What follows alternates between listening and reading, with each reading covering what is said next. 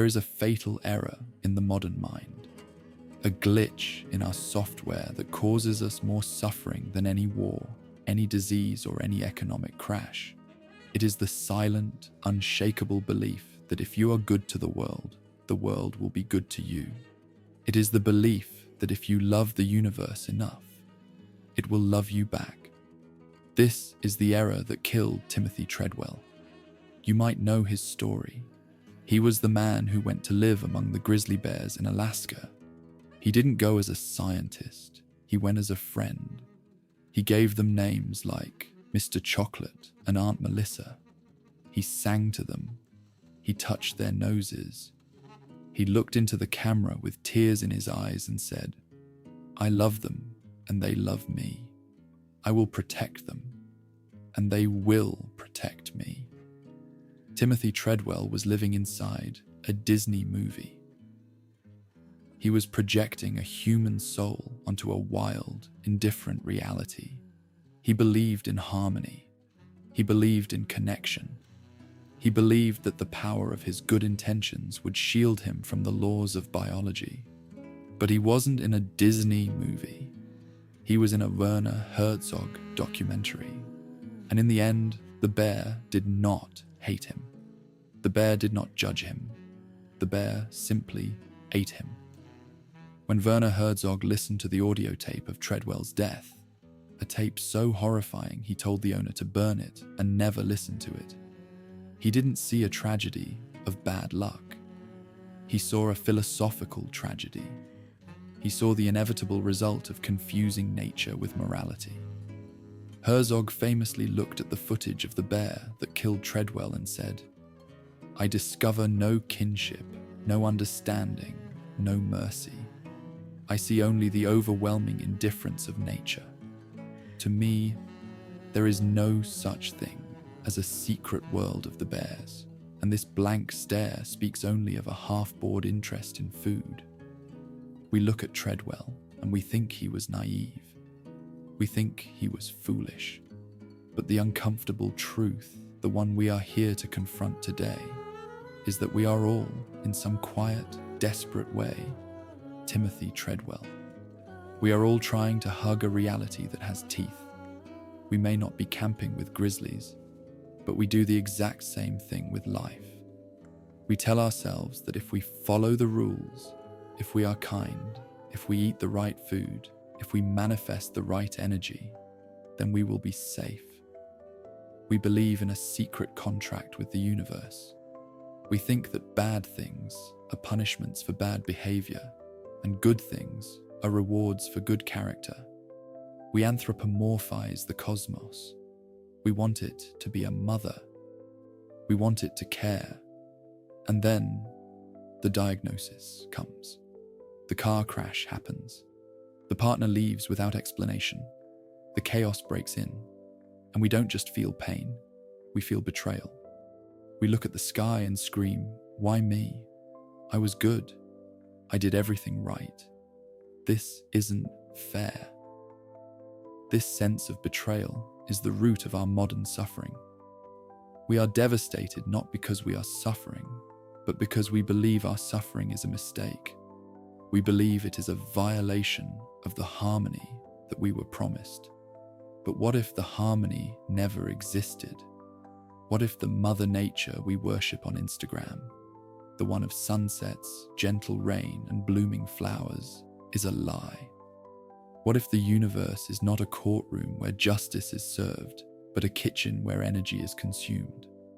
To cure our anxiety, to stop feeling this crushing weight of why me, we need to stop listening to the gurus who tell us the universe is on our side. We need to listen to the man who stared into the abyss of the Alaskan wilderness and told the truth. We need to look at the world through the eyes of Werner Herzog, because he suggests something terrifying, but ultimately liberating. The universe is cruel. The jungle is obscene. The stars are chaotic. And that is okay. In fact, accepting that cruelty is the only way to finally, truly make peace with being alive. to understand why this terrifying view of nature is actually a cure for our modern neuroses, we have to leave the grizzly bears of Alaska and travel south. We have to go to the place that broke Werner Herzog's spirit and rebuilt it into something harder, darker, and more honest. We have to go to the Peruvian Amazon. It is the early 1980s. Herzog is filming Fitzcarraldo, a movie about a madman trying to pull a steamship over a mountain. The production itself is a disaster. There are plane crashes, border wars, disease, and madness. The jungle is trying to kill them, and in the middle of this green hell, Herzog stands before the camera for a documentary called Burden of Dreams. He looks exhausted. His eyes are sunken. Behind him, the jungle is a wall of impenetrable, suffocating green. Most people, when the camera rolls in a nature documentary, would talk about the majesty of the rainforest. They would talk about the lungs of the earth, or the delicate balance of the ecosystem. They would whisper in reverent tones about the miracle of life. Herzog does not do this. He looks at the trees with a mixture of awe and disgust, and he delivers one of the most famous and brutally honest monologues in the history of cinema. He says, "Kinski says it's full of erotic elements. I don't see it so much erotic. I see it more full of obscenity. It's just nature here is vile and base. I wouldn't see anything erotical here. I would see fornication and asphyxiation and choking and fighting for survival and growing and just rotting away. Of course, there's a lot of misery, but it is the same misery that is all around us. The trees here are in misery, and the birds are in misery. I don't think they sing. They just screech in pain." He pauses, looking around as if the forest is listening to him, and then he delivers the final blow. Taking a close look at what's around us, there is some sort of harmony. It is the harmony of overwhelming and collective murder. The harmony of overwhelming and collective murder. Let those words settle in your chest. They are heavy. They are violent. They are everything we are taught not to say. We live in the age of cottagecore. We live in the age of the curated houseplant, the weekend hike, the retreat in the woods to find ourselves. We have domesticated the idea of nature. We have turned the biological world into a wallpaper for our mental health. We project our desire for peace onto the landscape. We look at a forest and we see a cathedral, a place of silence, order, and morality. This projection is a lie, and it is a dangerous lie. Because when you believe that nature is fundamentally peaceful, balanced, and harmonious, you inevitably start to judge yourself against that standard. You look at your own mind, your anxiety, your intrusive thoughts, your sudden bursts of anger, your decay, your fatigue, and you think, I am unnatural. You think, nature is balanced, but I am chaotic. Therefore, I am broken. I am a glitch. I need to be fixed. I need to align my chakras. I need to vibrate at a higher frequency. I need to return to the garden. Herzog's philosophy shatters this guilt. He grabs us by the collar and forces us to look at the roots, look closer at the garden, really look. That vine climbing the tree isn't hugging it. It is strangling it. It is stealing its sunlight in a slow-motion assassination that takes decades. The roots beneath your feet are engaged in a chemical warfare for water that makes human politics look polite. The beautiful bird song you hear is a territorial scream, a desperate warning to rivals. If you come here, I will attack you. The harmony is not a peace treaty. The harmony is a stalemate. It is the result of billions of organisms pushing against each other with maximum force every second of every day. Herzog calls this the obscenity of the jungle. But why is this comforting? Why should we find solace in the idea that the world is vile and base? Because it means that your internal chaos is not a defect. It means you are not broken for feeling anxious, overwhelmed, or disjointed. You are simply natural. If the universe is a place of fornication and asphyxiation and rotting away, then your own messy life is not an aberration. It is a perfect reflection of the cosmos. You fit right in. The depression you feel, that is the winter. The anger, that is the storm. The anxiety, that is the prey drive. The intrusive thoughts, that is the overgrowth of the jungle floor. We suffer so much because we are trying to be an English garden in a world that is an Amazon rainforest. We are trying to prune ourselves into perfect, symmetrical shapes. We are trying to weed out every negative thought, every toxic trait, every moment of weakness. We treat our minds like a landscaping project. We want to be manicured. We want to be presentable. We want to be clean. But Herzog teaches us that life is not clean. It is messy. It is mud. It is rot. And the rot is necessary. In the jungle, a tree falls and dies. It decomposes. It smells. It is ugly. But that rot becomes the soil for the next generation. Life requires death. Growth requires decay. When we try to sanitize our lives, when we try to good vibes only our way through existence, we are trying to stop the rot. But in doing so, we starve the soil. We become plastic. We become artificial. Herzog admits something profound at the end of his rant. Despite calling the jungle obscene, despite saying it is unfinished and cruel, he says, "I love it. I love it against my better judgment." This is the key to the dark comfort. Loving the world because it is beautiful is easy. That is the love of a child. It is fragile love. It breaks the moment the storm comes. But loving the world despite its cruelty, loving the world while acknowledging the overwhelming collective murder, that is adult love. That is robust love. That is a love that cannot be shattered by tragedy, because it has already factored tragedy into the equation.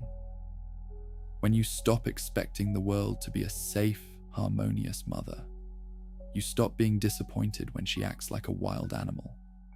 You stop taking your suffering personally. You stop looking at the chaos of your life and asking, "What did I do wrong?" And you start saying, yes, this is the jungle. This is the texture of reality. There is a profound relief in admitting that we are part of this obscenity. It takes the pressure off. You don't have to be a being of pure light. You are a biological entity made of blood and bone and conflict. Herzog invites us to drop the pretense. He invites us to stop sanitizing our existence. The universe is vast, cold, and violently indifferent. It is exploding stars and black holes and animals eating each other in the dark. And you, with your worries about your email, and your awkward social interactions, and your fear of the future, you are part of this violent, beautiful, terrifying tapestry. You are not an observer of the jungle. You are the jungle. And once you accept that, the screaming of the birds doesn't sound like pain anymore. It just sounds like the truth. But this indifference doesn't just apply to the biological world. It applies to the cosmos itself. And this is where the philosophy shifts from the muddy ground to the cold stars. Because if the jungle doesn't care about you, neither does the sky. And believe it or not, that is the best news you will hear all day. To fully grasp the magnitude of our delusion, the delusion that causes us so much heartbreak, we must examine the specific tragedy of Timothy Treadwell. We need to look at him not as a news headline, not as a cautionary tale for campers, but as a mirror.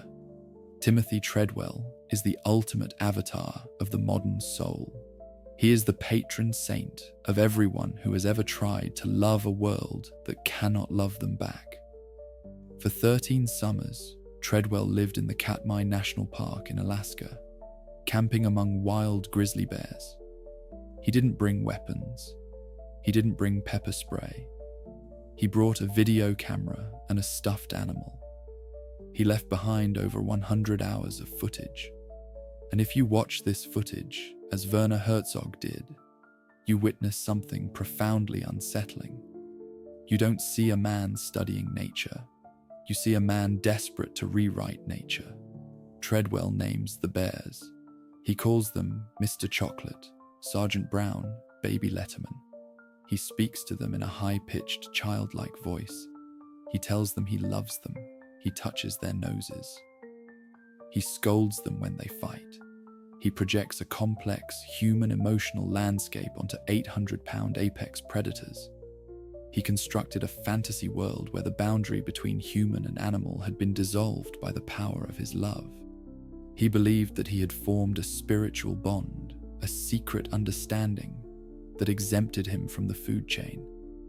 He believed that because he meant no harm would come to him.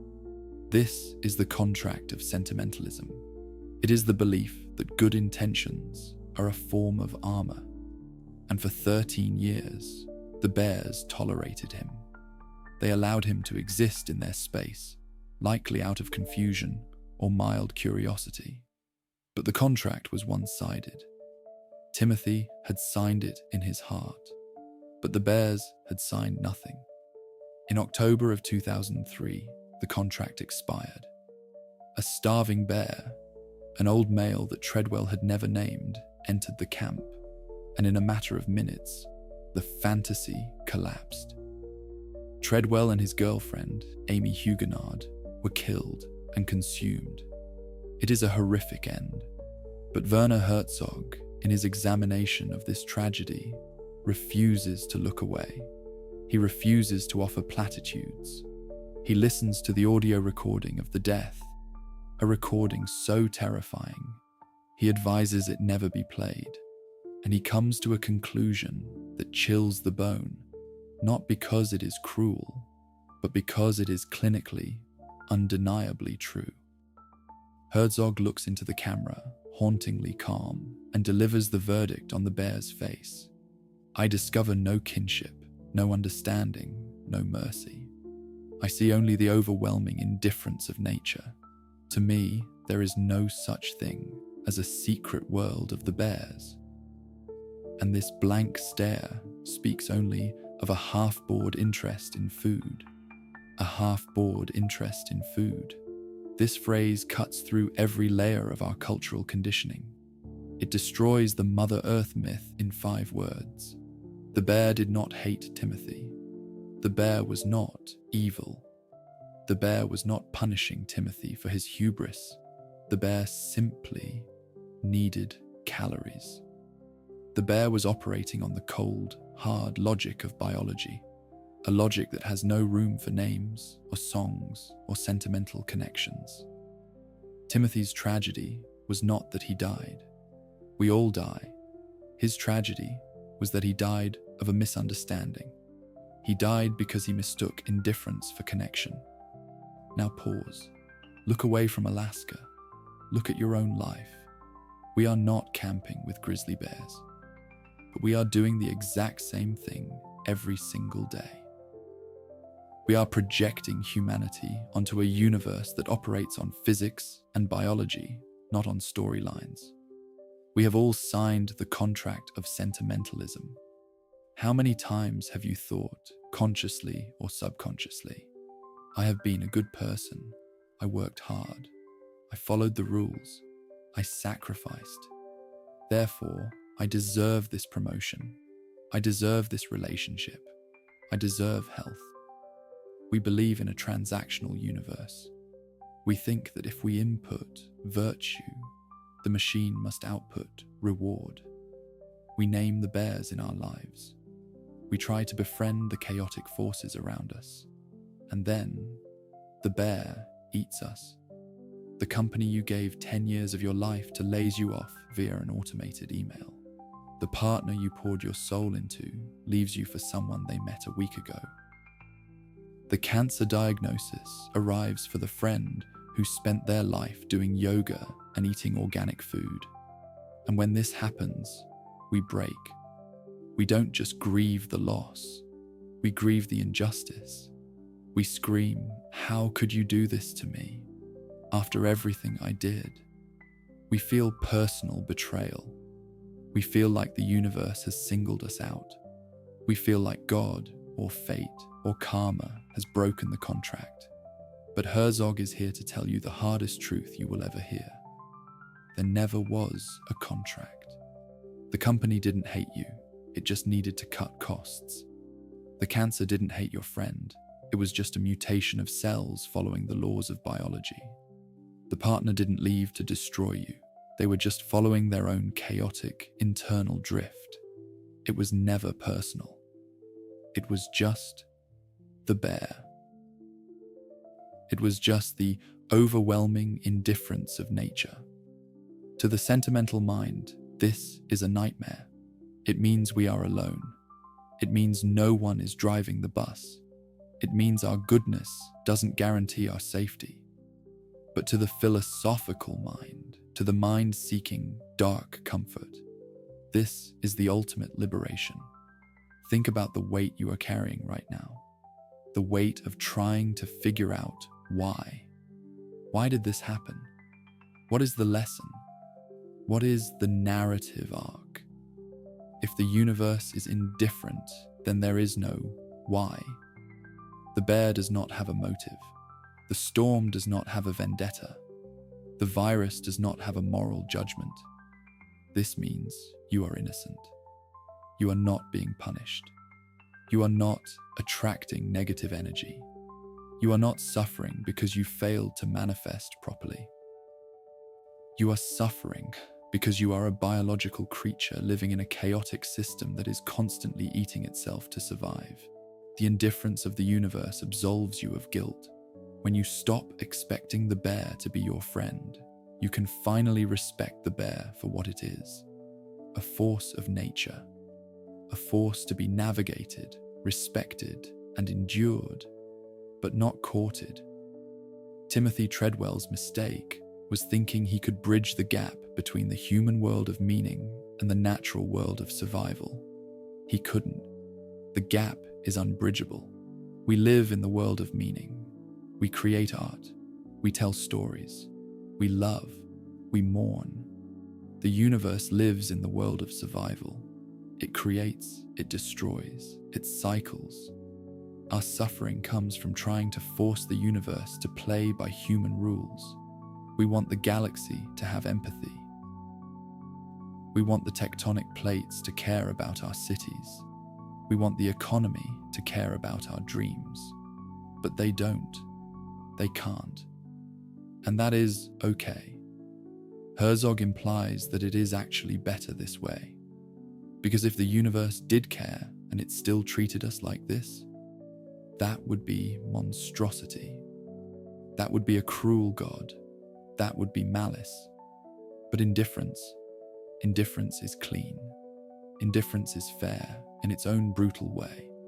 The rain falls on the just and the unjust alike. The bear eats the saint and the sinner with the same half-bored interest. Once you accept this, the world becomes less heavy. You stop looking for signs. You stop reading into every coincidence. You stop trying to manipulate fate with your behavior. You realize that you are walking through a jungle that owes you nothing. And because it owes you nothing, every moment of safety, every moment of joy, every moment where the bear doesn't eat you is not a right. It is a miracle. It transforms your entitlement into gratitude. The sentimental person says, "I deserve a long life." The Herzogian realist says, "I am amazed I survived today." And the person who is amazed to be alive is the only one who is truly awake. But this indifference doesn't just stop at the edge of the forest. It goes higher. It scales up. If the biology of Earth is indifferent, What about the architecture of the heavens? What about the stars we wish upon? Herzog has looked up there too, and what he found is not a comforting blanket of destiny. He found a violence so vast it makes the grizzly bear look like a pet, and somehow, that is the most comforting thought of all. We have looked the bear in the eye. We have walked through the obscenity of the jungle, but the human mind is stubborn. Even if we accept that biology is cruel, we still want to believe that the structure of reality is kind. So we look up, we look at the stars, we look at the night sky, and we project the ultimate fantasy. How many times have you heard or said the phrase, "I trust the universe"? How many times have you heard that the universe has a plan for you? Or that you need to ask the universe for what you want? We have replaced the old, bearded god of religion with a new, vague, and supposedly benevolent entity we call the universe. We treat the cosmos like a giant, magical concierge service. We think it is listening to our affirmations. We think it cares about our career path. We think it aligns the planets to help us find a parking spot or a soulmate. Werner Herzog looks up at that same sky, and he does not see a concierge. He does not see a plan. He sees a slaughterhouse on a galactic scale. If you actually look at what is happening out there, without the filter of New Age sentimentality, you do not see peace. You see violence so vast it is incomprehensible to the human mind. Stars are not twinkling little lights. They are massive, unregulated nuclear explosions screaming into the void. Black holes are devouring entire solar systems, shredding light and time itself. Galaxies are colliding, ripping each other apart in a gravitational car crash that lasts for millions of years. The universe is not aligning for you. The universe is ripping itself apart. It is a chaotic engine of destruction and creation, driven by the cold laws of thermodynamics and entropy. Herzog, in his film The Wild Blue Yonder, captures this perfectly. He doesn't look at space with wonder. He looks at it with a kind of terrified awe. He sees the monstrous nature of the infinite. To the sentimental soul, this cosmic violence is depressing. It makes us feel small. It makes us feel unsafe. But to the soul seeking dark comfort, this is the ultimate medicine. Think about the sheer arrogance of believing the universe cares about your life. It sounds nice initially. It makes you feel special, but it actually places an unbearable burden on your shoulders. If the universe is watching you, then you are the main character. And if you are the main character, then everything that happens to you is significant. If you fail, it's because you missed the signs. If you suffer, it's because the plot requires it. If you are unhappy, it's because you are out of alignment with the cosmos. This is the tyranny of main character syndrome. It makes every bad day feel like a cosmic judgment. It makes every mistake feel like a sin against destiny. But Herzog's view, the view of the chaotic, violent, indifferent cosmos, shatters this ego. It tells you, you are not the main character. You are a microscopic biological accident, clinging to a rock that is spinning around a nuclear fireball, drifting through a mostly empty void that is expanding into nothingness. The universe is not plotting against you. It is also not plotting for you. It is simply exploding. And this is freedom. It is the freedom of insignificance. When you realize the sheer scale of the cosmic chaos, your problems don't disappear, but they regain their proper proportion. You are worried about an awkward thing you said in a meeting. The Andromeda Galaxy is currently on a collision course with the Milky Way. You are stressed about your 5-year plan. The sun will eventually expand and swallow the Earth. This isn't nihilism. This is perspective. It allows you to put down the heavy weight of destiny. You don't have a destiny written in the stars. The stars are too busy dying to write your biography.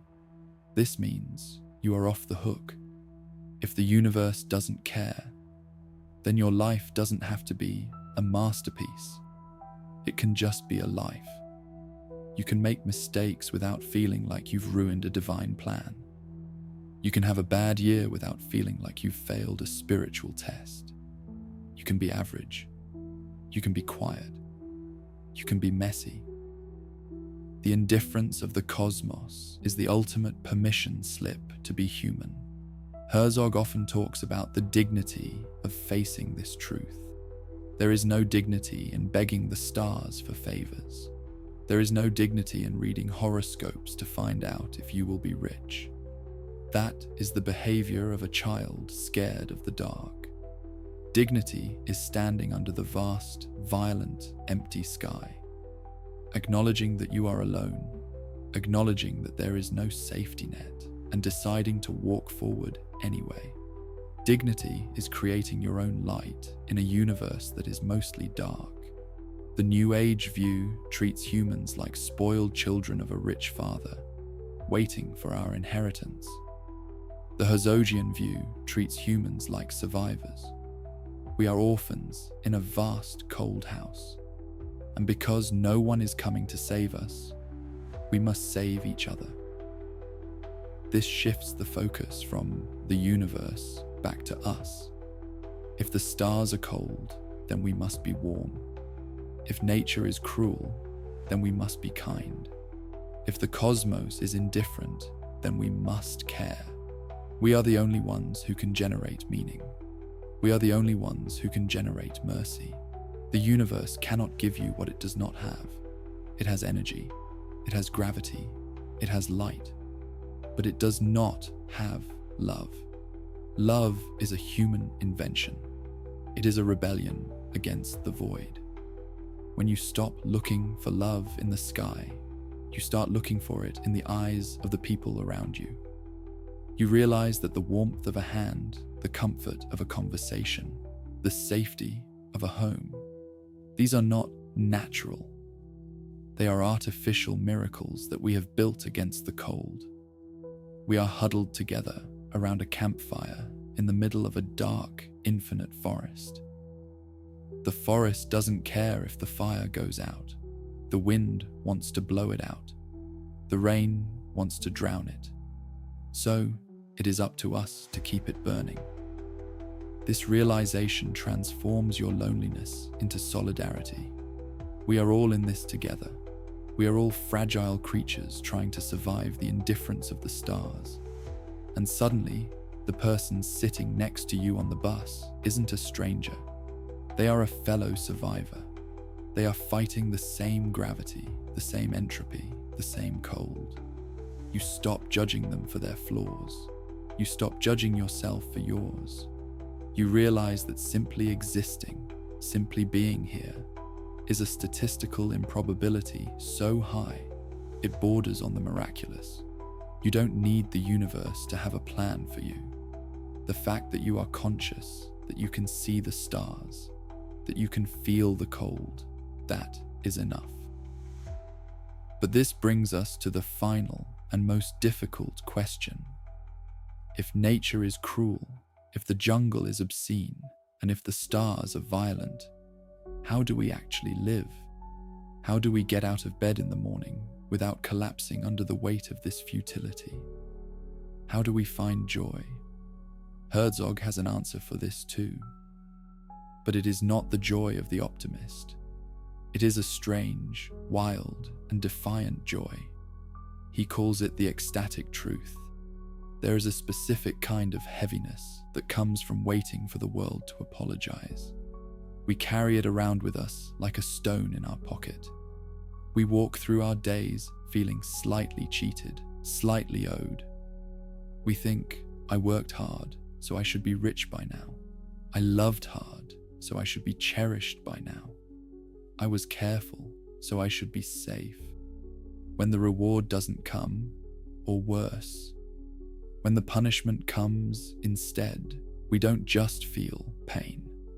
We feel a cosmic injustice. We feel like the manager of the universe has made a mistake with our order, and we are standing at the counter, receipt in hand, waiting for a refund. This entitlement is the source of our deepest misery. It is the belief that life owes us harmony.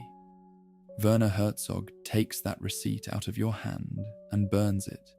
He tells you, with the brutal kindness of a man who has seen the truth, no one is managing this store.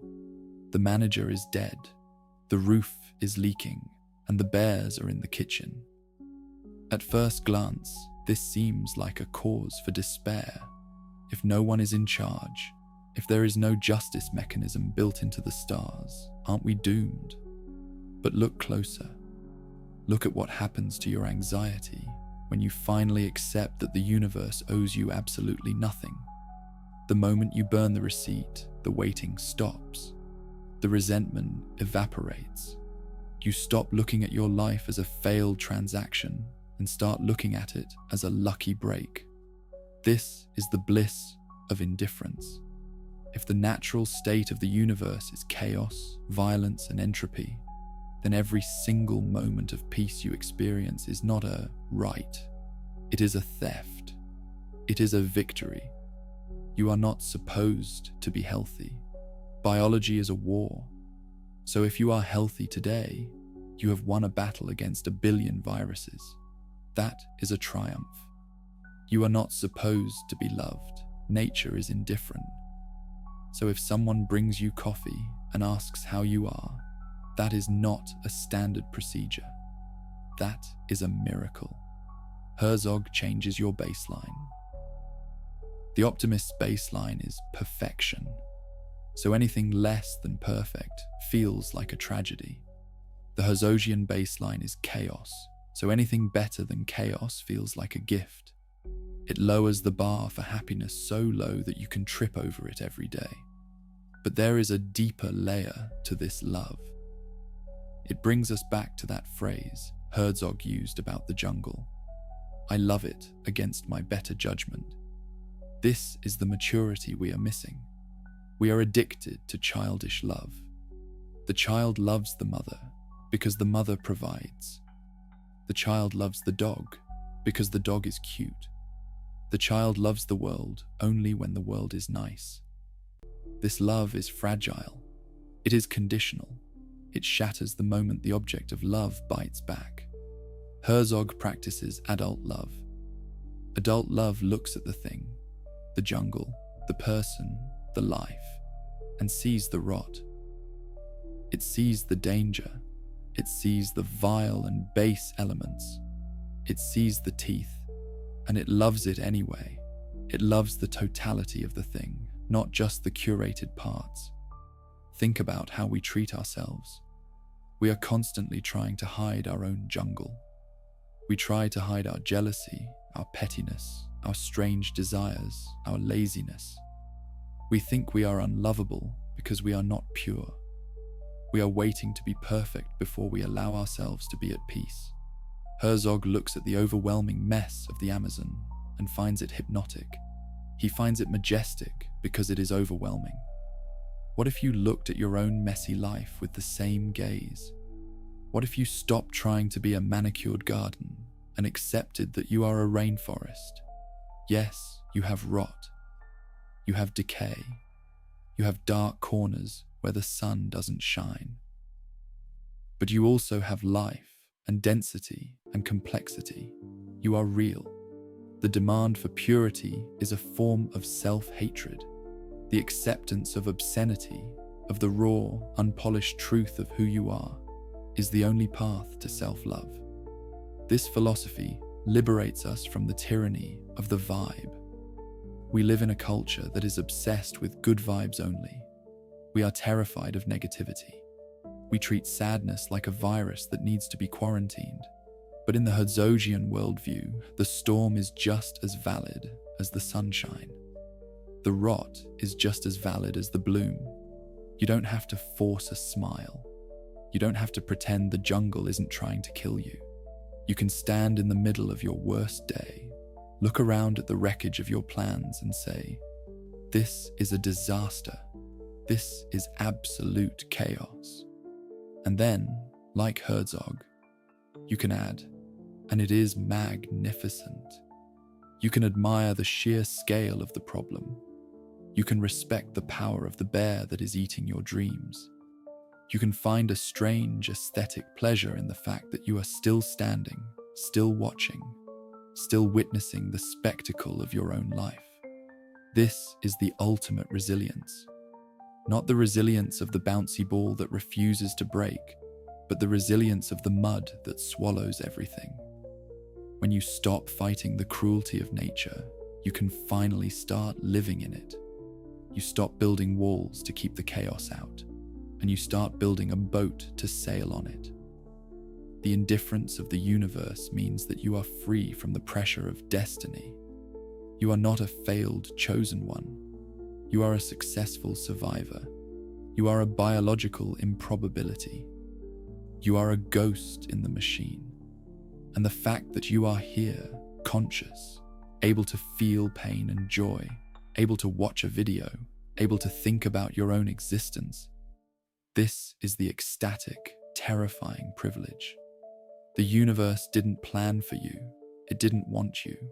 You happened anyway. You are a rebellion against the silence. And this brings us to the final piece of the puzzle.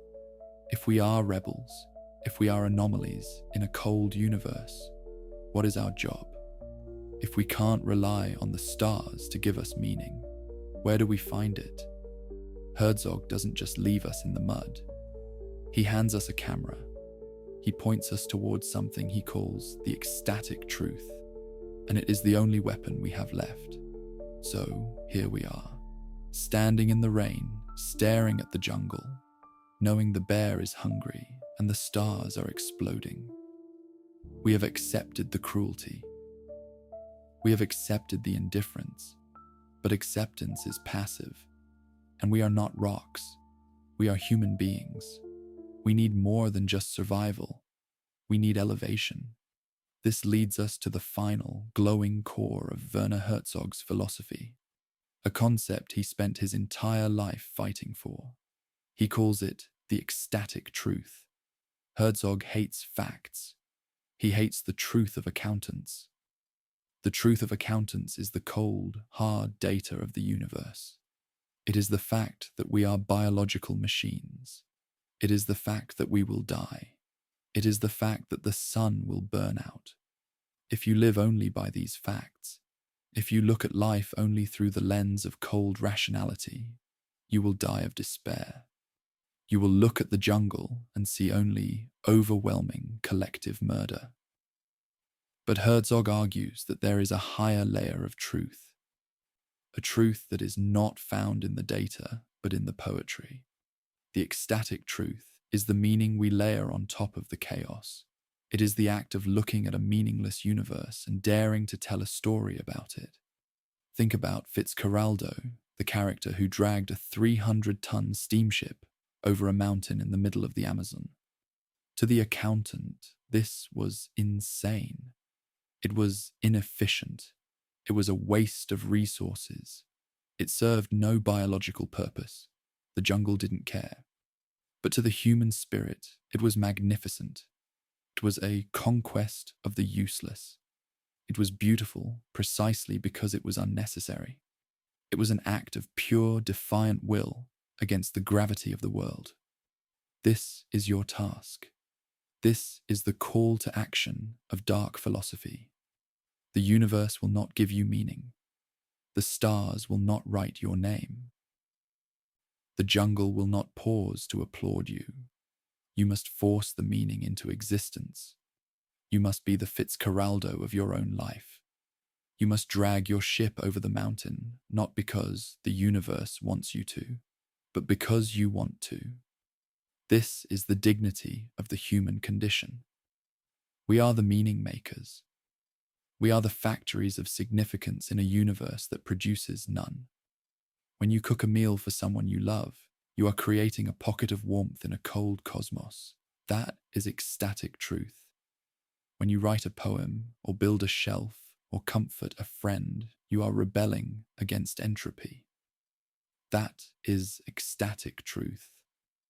When you decide to keep going, despite the pain, despite the absurdity, despite the bear, you are creating a story where there was only biology. Stop waiting for the world to be magical. The world is mud. You are the magician. The magic doesn't come from the stars down to you. It comes from you up to the stars. So do not fear the cruelty of nature. Do not fear the silence of God. Do not fear the chaos. Respect it. Acknowledge it. And then build something right in the middle of it. Build a life that is so specific, so strange, and so full of your own generated warmth that the coldness of the universe doesn't matter. Herzog teaches us that we are not the protected children of a benevolent Mother Earth. That is a fantasy that keeps us weak. We are something far more interesting. We are survivors. We are anomalies. We are the witnesses of the chaos.